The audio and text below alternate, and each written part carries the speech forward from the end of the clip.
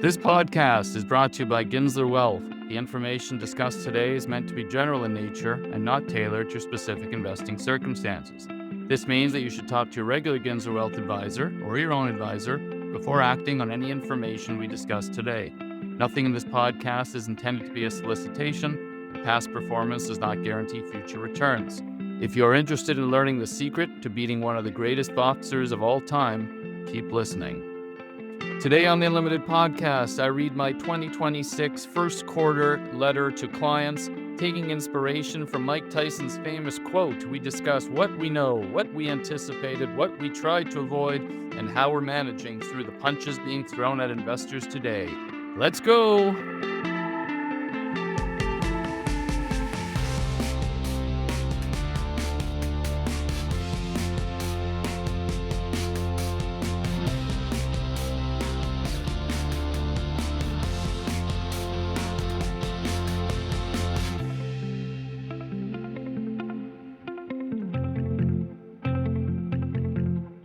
Hi, everybody. Early April 2026. It's the time of the quarter again when I read my quarterly letter to clients for those who rather hear the sweet, soothing sounds of my voice as opposed to spend time reading the letter. And this one is a little bit long, so apologies for those who have to read it. Maybe apologies for those who have to listen to it, but you can click that speed up button, which I would do if I were you. But maybe you want to soak it in. So here we go. This is the 2026 first quarter client update. We call it the Mike Tyson edition, and you'll see why immediately. Everyone has a plan till they get punched in the mouth. A Mike Tyson quote.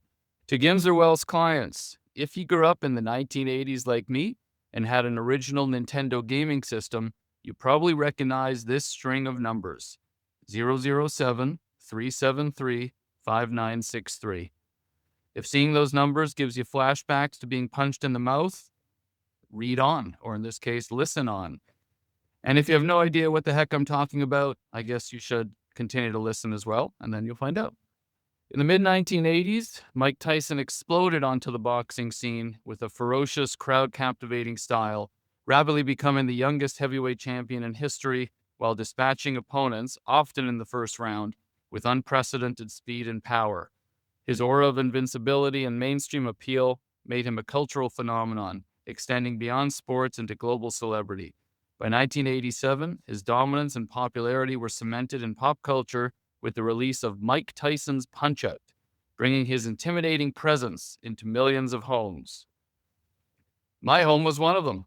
Like most of my 11 and 12-year-old friends, I played Punch-Out religiously. I'll pause for 1 second. As you know, look at the letter online, ginslerwealth.com. You can see the pictures, you can see the charts, the graphs, the disclaimers, the footnotes, the endnotes, all that sort of stuff. But in the letter, I actually have a signed reprint of a snapshot from that Mike Tyson's game of Mike Tyson himself. So let's keep going. In the game, you had to defeat a ladder of increasingly difficult fighters before reaching Tyson at the top. Glass Joe, Von Kaiser, Piston Honda, Don Flamenco, King Hippo, Great Tiger, Bald Bull, Soda Popinski, Mr. Sandman, Super Macho Man, and then Mike Tyson. It wasn't easy and took a ton of time, and that was if you could make it through. And then rumors started circling around the rough and tough schoolyard at Associated Hebrew Day School. There was a secret code you can enter when the game powered on that would get you right to Tyson, 007 373 5963. I must have fought Tyson 100 times, first lasting less than 5 seconds, but eventually beating the greatest boxer in the world. It turns out that when you can play out being punched in the mouth over and over, you can learn how to anticipate it, accept it, manage through it, or avoid it. Tyson's quote was trash talk directed at his opponents. Every fighter stepped into that ring with a strategy, a game plan, and a team of coaches who had studied his every move. Then Tyson threw a punch, plan over. But here's the more interesting question. What about Tyson himself when he was the one getting punched in the mouth? Because he did get punched in the mouth, literally. And his answer to that question is actually what this letter is about. He knew it was coming, he accepted it, he anticipated it, he tried to avoid it, and he managed through it. In short, he had a plan for being punched in the mouth in his job, and so do I in mine. Know it. 2026 started with a bang. My first day back after the holidays began with a bad snowstorm, but having been away for a few weeks, I was eager to get into the office and start the new year with a bang. Little did I know that was exactly what was going to happen. As I stopped at the last stoplight before reaching my office, I saw in my rearview mirror a car approaching quickly and ultimately sliding into the back of my car. I pulled over on the side street, spoke to the perpetrator, got a picture of his license plate, driver's license, and insurance, shook his hand, he didn't mean to do it, of course, and was at my office 2 minutes later. My previous experience with minor fender benders, all not my fault, of course, meant that I was able to handle what might otherwise have been an unnerving situation with calm, efficiency, and care. Admittedly, when I got the call from my daughter after just getting her license that she was rear-ended while at a stoplight, that was certainly a punch in the mouth. Similarly, the start of 2026 has felt unnerving and unprecedented for many investors. Trump's surprise capture of Venezuelan President Nicolas Maduro and recent and ongoing war with Iran were both unpredictable events. Plus, the relentless AI narrative feels as if the world is changing daily right before our eyes. How can an investor manage when things are different this time? Well, they are not. We only have to look back to the same period last year to see similar market reactions to Trump's tariffs and other unsettling or unpredictable world events. There's a chart in the letter that I'm going to describe. It shows the performance of US and Canadian equity markets this past quarter relative to their respective performance in the first quarter last year, 2025. The lines and ending points look eerily familiar. So again, take a look at the chart in the letter. The S&P 500, the main US index, is down about 4%, just about exactly where it was last year at the same time. And the Canadian markets last year about flat, this year up 3, but basically the line, moves pretty similarly. I'm not suggesting that the rest of 2026 will turn out the same as 2025. Remember, I don't have a crystal ball. But as investors, we know that the world is always unnerving and unpredictable. Knowing what he was getting into, I doubt when Buster Douglas entered the ring with Mike Tyson in February 1990, he thought to himself, this is going to be easy. And this was likely especially the case when Tyson knocked him down in the 8th round. But looking back, after he defeated Tyson by knockout in the 10th round in one of the biggest upsets in sports history, I'm sure things look great in the rearview mirror. As I've repeated too often, including my last quarterly letter about why wealth is hard, over the long term, markets have always gone up, but investors have to be ready for many punches, jabs, hooks, and a few knockouts. It's only when you look back over a long time period, or make it through 10 rounds of fighting, that you realized you've won. And just a reminder in the letter, there's a few links to some of the references that I'm making here. Anticipate it. Tyson undoubtedly had a plan for being punched in the mouth because he undoubtedly anticipated that might happen. Similarly, when we perform due diligence on any investment strategy, we must do so with the anticipation that something could go wrong with the strategy itself or external factors that could lead to problems. Currently, private real estate and private credit funds around the world are facing a wave of redemption requests. But because the underlying assets are less liquid, for example, it's hard to sell a building in a day, even some of the world's largest investment firms like Blackstone, BlackRock, Apollo, and Blue Owl are limiting withdrawals. The industry calls this gating. The issue isn't necessarily collapsing fundamentals of the underlying assets, but a mismatch. Investors want liquidity at the same time, and the psychology of gating can actually accelerate redemption requests. A few of the private strategies we utilize have also been caught up in this acceleration of redemption requests. While no one likes to be told they can't get their funds immediately, the reality is that in the absence of this gating situation, we wouldn't have been looking to redeem anyway.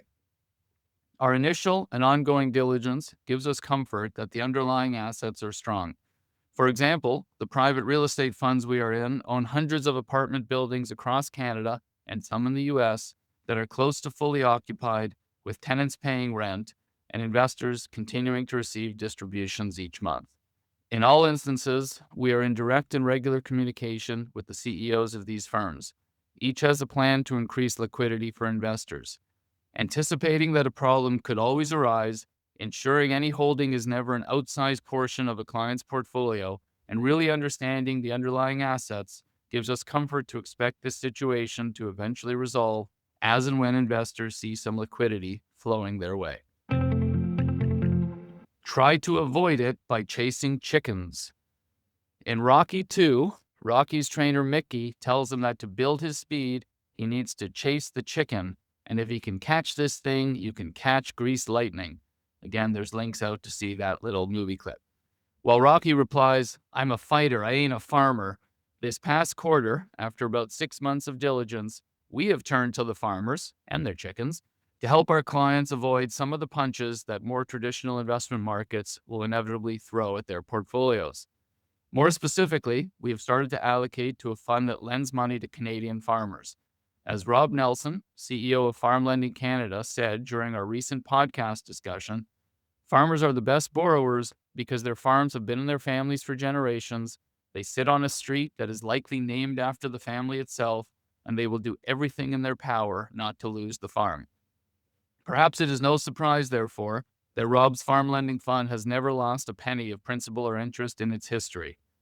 While Rocky tells Mickey that he feels like a Kentucky Fried Idiot chasing the chicken, we are always extremely excited to find truly uncorrelated or less correlated investment strategies to add to client portfolios.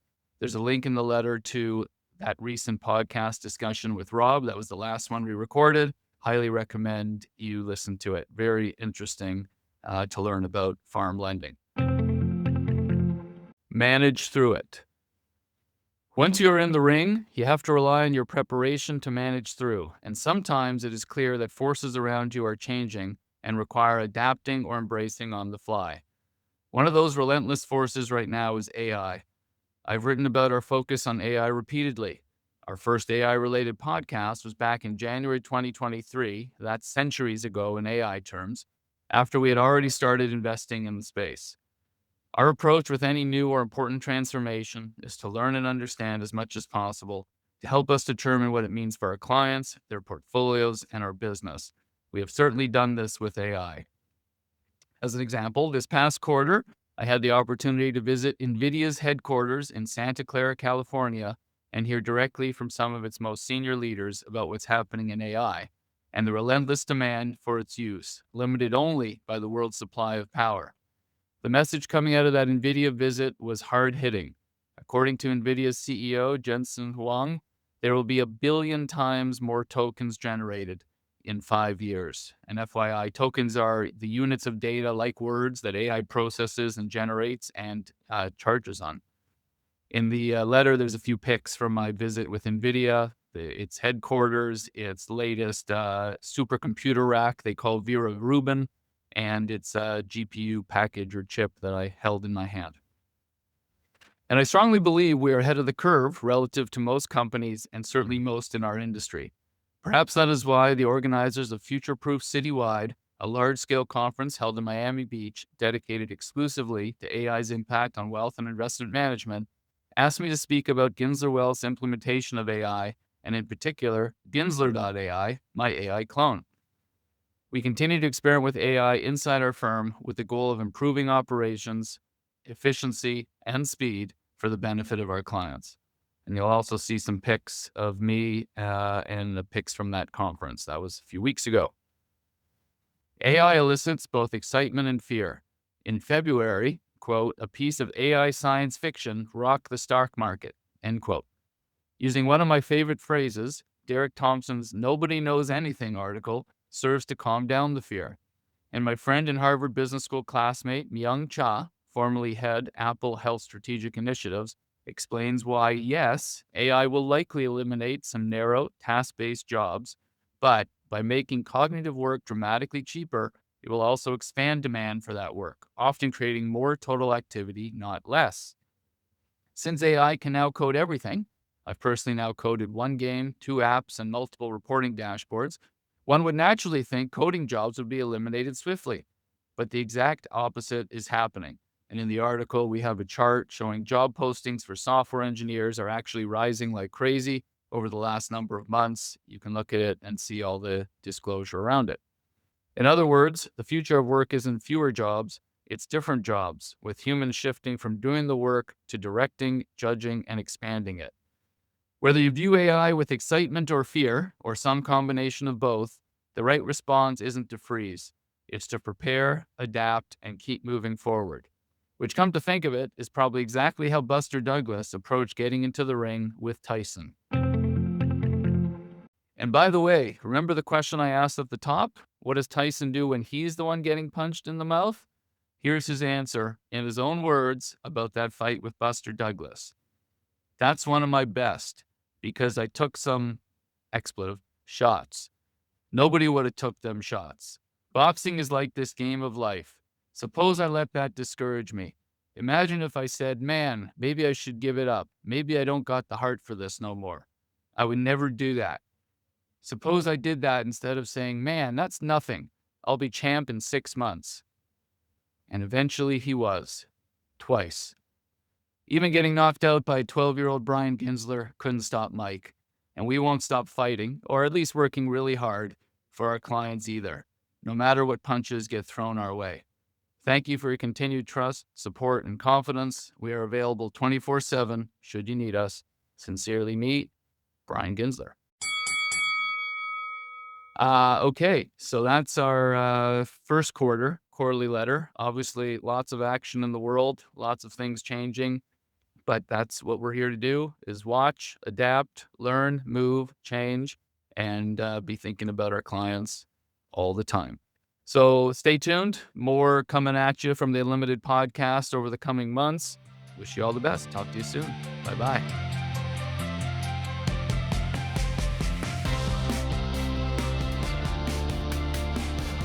The Unlimited podcast is hosted and produced by Brian Ginsler and is edited and mixed by myself, David McMillan. This podcast is not to be taken as investment advice. If you like what you heard, don't forget to rate the podcast and follow us on social media @Ginsler Wealth. Thanks for listening, and see you next time.